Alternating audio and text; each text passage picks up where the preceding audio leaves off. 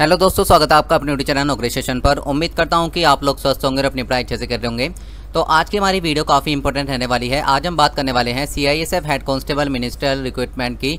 ठीक है, ये 2019 की वैकेंसी है जिसका पेपर की अभी 2023 के मिड में हो रहा है। ठीक है, तो हम इसकी बात करेंगे क्योंकि आपको पता होगा कि इसकी आंसर की रिलीज़ की जा चुकी है। तो आंसर की के बाद कितने आपके यहाँ पर नंबर बन रहे हैं आप मुझे नीचे कमेंट करके जरूर बताइएगा।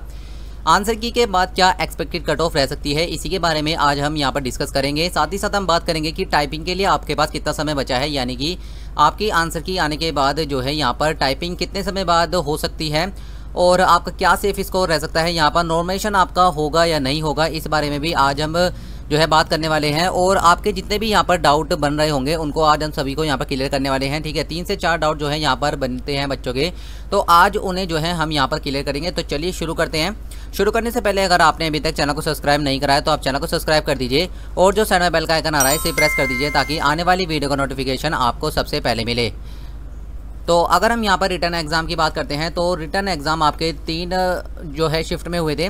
एक तो आपका जो है यहाँ पर 23 जुलाई 2023 को पेपर था। ठीक है, एक आपका 30 जुलाई को पेपर था और एक आपका जो है यहाँ पर 6 अगस्त को पेपर हुआ था। ठीक है, तो 3 जो है यहाँ पर 3 दिन आपके पेपर चले थे, एक तो 23 तारीख को, एक 30 तारीख को और एक 6 तारीख को।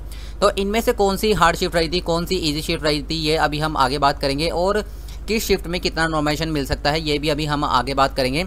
आपका जो एडमिट कार्ड आया था वो आपका 12 जुलाई 2023 को आया था और जो इसकी आंसर की रिलीज़ की गई है वो आपकी 10 अगस्त 2023 को रिलीज़ की गई है। ठीक है, तो चलिए हम आगे देखते हैं। इसके बाद यदि हम यहाँ पर बात करते हैं कि जो आपके PST में क्वालिफाई हुए थे बच्चे वो कितने हुए थे, तो यानी कि जो यहाँ पर PST देकर यहाँ पर रिटर्न के लिए क्वालिफाई हुए थे बच्चे वो लगभग आप मानकर चलिए कि 3,03,000 के लगभग यहाँ पर PST क्लियर करता जो कि आपके रिटर्न के लिए क्वालिफाई हुए थे। ठीक है, जो कि रिटर्न में आपके अपीयर हुए थे, तो वे कितने कैंडिडेट थे, 3,03,000 कैंडिडेट्स को रिटर्न के लिए बुलाया गया था।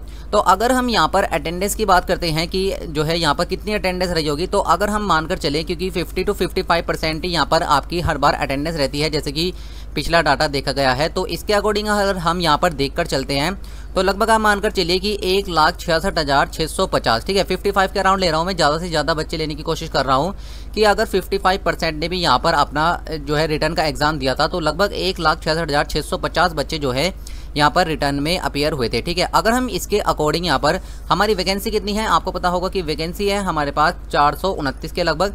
ठीक है, तो 429 हमारे पास यहाँ पर वैकेंसी है। तो हम अगर इसके अकॉर्डिंग पर सीट कंपटीशन की बात करते हैं, अगर 1,66,650 बच्चे यहाँ पर एग्ज़ाम देते हैं यानी कि 55% के हिसाब से, तो अगर हम पर सीट कंपटीशन की बात करते हैं तो कितना बैठता है, तो अभी तक जो है यहाँ पर कंपटीशन 388 पर सीट चल रहा है। ठीक है, 388 कैंडिडेट्स पर सीट यहाँ पर कंपटीशन अभी चल रहा है, यानी कि 388 बच्चे वो जो हैं वो एक सीट पर कंपटीशन कर रहे हैं।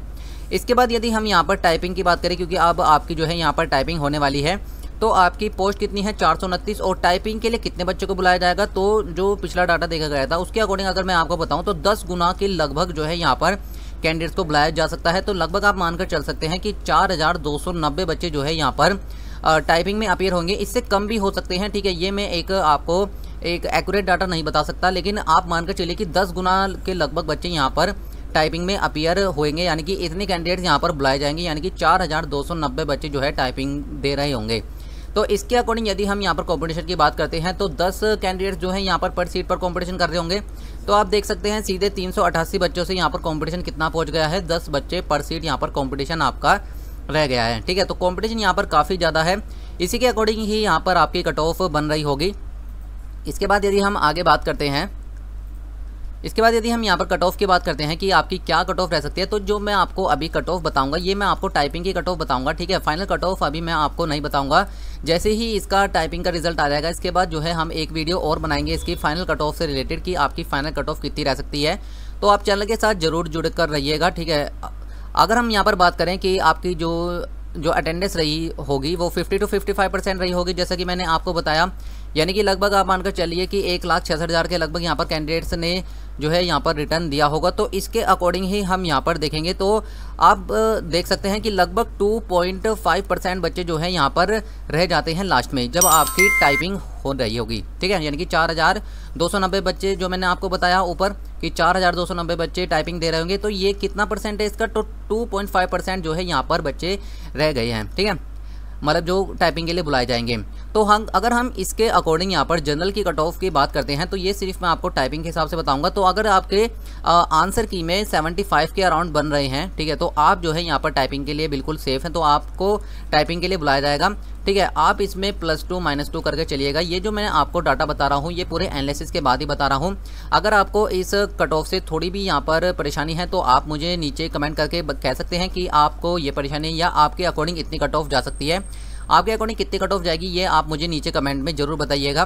तो मेरे अकॉर्डिंग जो जनरल की यहाँ पर कट ऑफ रहेगी वो 75 के अराउंड रहेगी। अगर हम ओबीसी की बात करते हैं तो ओबीसी की जो कट ऑफ रह सकती है वो 72 के अराउंड रह सकती है। अगर हम ईडब्ल्यूएस की बात करते हैं तो 70 के अराउंड यहाँ पर आपकी ईडब्ल्यूएस की कट ऑफ रहेगी। अगर हम एससी की बात करते हैं तो 67 और एसटी की बात करते हैं तो 65 के अराउंड जो है आपकी यहाँ पर कट ऑफ रह सकती है। तो ये कट ऑफ जो है यहाँ पर आपकी टाइपिंग की रह सकती है। मतलब आपको पता है कि जो आपका पिछला जो यहाँ पर CISF की वैकेंसी आई थी उसमें आपके जो नंबर है वो नहीं दिखाए गए थे। ठीक है, सीधा जो है यहाँ पर आपका जो टाइपिंग का रिजल्ट आया था, यानी कि आपको सीधा टाइपिंग के लिए बुलाया गया था, सीधा जो है आपका टाइपिंग का कॉल लेटर आया था। कोई भी यहाँ पर पिछली बार जो वैकेंसी आई थी CISF हेड कांस्टेबल मिनिस्ट्रियल की उसका कोई भी रिजल्ट देखने को नहीं मिला था। उन्होंने जो है यहाँ पर मार्क्स नहीं दिखाए थे, बाद में ही यहाँ पर मार्क्स शो होंगे आपके। तो जो आपकी यहाँ पर कट ऑफ लग सकती है वो आपको शायद नहीं देखने को मिले, या अगर आ जाएगी तो मैं आपको अपने चैनल के माध्यम से बता दूंगा। तो लेकिन लगभग अगर आप जनरल में काउंट होते हैं तो अगर आप 75+ यहाँ पर नंबर ला रहे हैं तो आप जो है यहाँ पर टाइपिंग के लिए क्वालिफाई हो सकते हैं। ओबीसी के लिए 72, ईडब्ल्यूएस के लिए 70, एससी के लिए 65 और एसटी के लिए यहाँ पर 65, एससी के लिए यहाँ पर 67। ठीक है, जनरल की यहाँ पर ज़्यादा कट ऑफ जाने का एक और रीज़न है क्योंकि आपको पता है कि यहाँ पर अगर मानकर चलिए कि किसी बच्चे के यहाँ पर 90 मार्क्स आ रहे हैं और वो ओबीसी, ईडब्ल्यूएस या आपका एससी या एसटी कैंडिडेट्स से बिलोंग करता है तो वो सीधा सीधा जो है यहाँ पर जनरल में काउंट हो रहा होगा कि अगर उसके 90% मार्क्स है, यानी कि वो जनरल की कट ऑफ को यहाँ पर क्लियर कर रहा है। ठीक है, तो ये जो है यहाँ पर जनरल के लिए काफ़ी नुकसानदायक होता है और जो बाकी कैटेगरी के बच्चे हैं वो जनरल में सिलेक्शन ले जाते हैं। इसलिए जो है यहाँ पर जनरल की कट ऑफ थोड़ी सी ज़्यादा देखने को मिलेगी। फाइनल कट ऑफ जो है हम अभी बाद में बात करेंगे, लेकिन अभी तक जो है यहीं पर जो है यहाँ पर इतना ही हम देखना चाहेंगे कि जो टाइपिंग तक की कट ऑफ है इसी के बारे में हम आज बात कर रहे हैं। ठीक है, अगर हम इसके बाद बात करते हैं कि आपकी नॉर्मलाइजेशन कितना होगा और कौन सी शिफ्ट आपकी इजी रही है, कौन सी हार्ड रही है, इस बारे में अगर हम बात करें तो यहाँ पर 30 जुलाई की जो शिफ्ट है आपकी वो आपकी जो है इजी शिफ्ट मानी गई थी। ठीक है, 30 जुलाई में जो यहाँ पर एवरेज स्कोर बच्चे बता रहे थे वो लगभग आप मान के चलिए कि 90 नंबर जो है यहाँ पर जो बता रहे थे, लेकिन 90 नंबर ऐसे नहीं होता है कि यहाँ पर अगर इजी शिफ्ट है तो यहाँ पर कोई भी कैंडिडेट्स 90 जो है यहाँ पर अचीव कर सकता है। ठीक है, तो ये तो बहुत ज़्यादा है, लेकिन एक ये एवरेज स्कोर मैं आपको बता रहा हूँ। अगर मैं एवरेज शिफ्ट की बात करूँ तो 6 अगस्त की जो शिफ्ट है वो आपकी एवरेज रही थी। ठीक है, और जो अगर हम हार्ड शिफ्ट की बात करते हैं तो 23 जुलाई की शिफ्ट जो है वो इन सभी में आपकी जो है हार्ड देखी गई थी। ठीक है, इसके अराउंड तो नॉर्मलाइजेशन तो आपका पक्का यहाँ पर होने वाला है। अगर कोई कैंडिडेट्स या कोई भी यहाँ पर यूट्यूब पर कह रहा है कि नॉर्मलाइजेशन नहीं होगा तो ऐसा नहीं हो सकता, क्योंकि आपको पता है कि अगर जो पेपर है वो कई शिफ्ट में होता है तो उसका लेवल जो है ऊपर नीचे देखने को मिलता है और उसी के अकॉर्डिंग जो है नॉर्मलाइजेशन होगा। ठीक है, अब की बार जो है विभाग ने कह रखा है कि किसी के साथ भी कोई धोखेबाजी नहीं होगी, सभी को जो है यहाँ पर नॉर्मलाइजेशन के थ्रू ही मार्क्स मिलेंगे। ठीक है, तो जो यहाँ पर कैंडिडेट्स के थ्रू पता चला था तो ये थोड़ी सी जो आपकी 30 जुलाई की शिफ्ट थी वो थोड़ी सी ईजी मानी गई थी। 6 अगस्त की शिफ्ट जो है वो एवरेज गई थी और हार्ड शिफ्ट की अगर हम बात करते हैं तो 23 जुलाई की यहाँ पर शिफ्ट जो है आपकी हार्ड रही थी। अगर मानकर चलिए कि आपके इजी शिफ्ट में 90 मार्क्स बन रहे हैं, ठीक है, और हार्ड शिफ्ट में आप मानकर चलिए कि आपके 65 नंबर बन रहे हैं, तो लगभग अगर मेरे अराउंड यहाँ पर आपको 9 से 10 नंबर मिल जाते हैं तो आप जो है यहाँ पर कट ऑफ को आराम से क्लियर कर रहे होंगे। और अगर हम इजी शिफ्ट की बात करते हैं तो आपके जैसे कि 90 नंबर बन रहे हैं तो इसमें जो है यहाँ पर 6 से 7 नंबर कम भी हो सकते हैं और बाकी 1-2 नंबर का नॉर्मलाइजेशन भी मिल सकता है। ठीक है, इसमें ज़्यादा नॉर्मलाइजेशन देखने को नहीं मिलेगा, लेकिन जो आपकी हार्ड शिफ्ट है उसमें आपको ज़्यादा नॉर्मलाइजेशन देखने को मिल सकता है। इसके बाद यदि हम यहाँ पर बाकी डाउट की बात करते हैं कि CISF हेड कांस्टेबल मिनिस्टर में जो बाकी यहाँ पर डाउट बन रहे थे बच्चों के, तो उन्हें हम क्लियर करने की कोशिश करते हैं। जो आपके रॉन्ग क्वेश्चन हुए हैं, जैसे कि CISF हेड कांस्टेबल मिनिस्टर की जो पेपर हुआ था उसमें रीजनिंग में देखने को मिला था कि आपके 3 से 4 क्वेश्चन जो है यहाँ पर गलत देखने को मिले थे। तो इस पर आप जो है ऑब्जेक्शन ले सकते हैं या नहीं ले सकते। तो यहाँ पर विभाग के थ्रू यहाँ पर एक इन्फॉर्मेशन पता चली है कि आपको जो है यहाँ पर कोई भी यहाँ पर ऑब्जेक्शन यहाँ पर एक्टिव नहीं है, ठीक है। आप जो है यहाँ पर ऑब्जेक्शन नहीं लगा सकते, किसी भी कैंडिडेट्स को यहाँ पर ऑब्जेक्शन के लिए इनवाइट नहीं किया गया है। तो अगर वो क्वेश्चन यहाँ पर 3 से 4 क्वेश्चन यहाँ पर गलत हैं तो वो आपके ही नहीं गलत है, वो सभी बच्चों के यहाँ पर गलत माने जाएंगे, ठीक है। या तो उन्हें यहाँ से जो आपका पेपर है उसमें से हटा दिए जाएंगे या फिर सबको जो है इक्वली मार्क्स से यहाँ पर दे दिए जाएंगे। तो इसकी आपको चिंता करने की जरूरत नहीं है। अगर आपका कोई क्वेश्चन यहाँ पर गलत हो गया है, मान लीजिए कि आपके अकॉर्डिंग वो सही था और वो मतलब पहले से ही पेपर में गलत था, तो उसके नंबर जो है वो सभी को यहाँ पर सेम मिल जाएंगे, ठीक है। बाकी यहाँ पर देखा जाएगा जब आपका रिजल्ट आएगा। रिवाइज्ड आंसर की बात करते हैं तो अगर यहाँ पर देखा जाए तो पिछली बार भी यहाँ पर कोई भी रिवाइज्ड आंसर की नहीं आई थी, तो इस बार भी जो है यहाँ पर रिवाइज्ड आंसर की नहीं देखने को मिलेगी आपको, ठीक है। अगर हम टाइपिंग में बात करते हैं कि आपके लिए टाइपिंग का समय कितना रह गया है, तो लगभग आप मानकर चले कि 1 महीने का समय यहाँ पर रह सकता है, यानी कि 1 महीना है आपके पास टाइपिंग के लिए। 1 महीने बाद जो है आपको CISF हेड कांस्टेबल मिनिस्टर की टाइपिंग के लिए बुला लिया जाएगा, क्योंकि आपकी बार जो है यहाँ पर विभाग काफ़ी तेज़ी से काम कर रहा है। तो आपको, क्योंकि आपको पता है ये जो वैकेंसी है वो आपकी 2019 की है और आपका जो पेपर हो रहा है वो 2023 में हो रहा है, यानी कि लगभग मानकर चलिए कि इस वैकेंसी को चले 4 साल हो गए हैं और अब जाकर आपका Tier 1 का जो आपका रिटर्न का एग्ज़ाम है वो हुआ है। तो अब इसमें जो है विभाग ज़्यादा देरी नहीं करेगा और टाइपिंग जो है 1 महीने के अंदर आपकी ले ली जाएगी। तो 1 महीने का समय है, आप इसकी तैयारी को अच्छी तरीके से कर लीजिए। और इसके बाद यदि हम रिटर्न के मार्क्स का मैंने अभी आपको ऊपर बताया कि आएंगे या नहीं, तो इसमें थोड़ा सा डाउट है कि आपके मार्क्स आपके पास शो करे जाएंगे या नहीं, क्योंकि पिछली बार की जो वैकेंसी थी CISF हेड कांस्टेबल मिनिस्टर की, उसमें जो है मार्क्स रिवील नहीं किए गए थे, सीधा आपका जो है यहाँ पर रिजल्ट आया था और आपको टाइपिंग के लिए बुलाया गया था जो कैंडिडेट्स यहाँ पर सेलेक्ट हुए थे, ठीक है। सिर्फ उन्हीं कैंडिडेट्स के पास कॉल लेटर आया था जिनको टाइपिंग के लिए बुलाया गया था, बाकी बच्चे यहाँ पर बाहर कर दिए गए थे।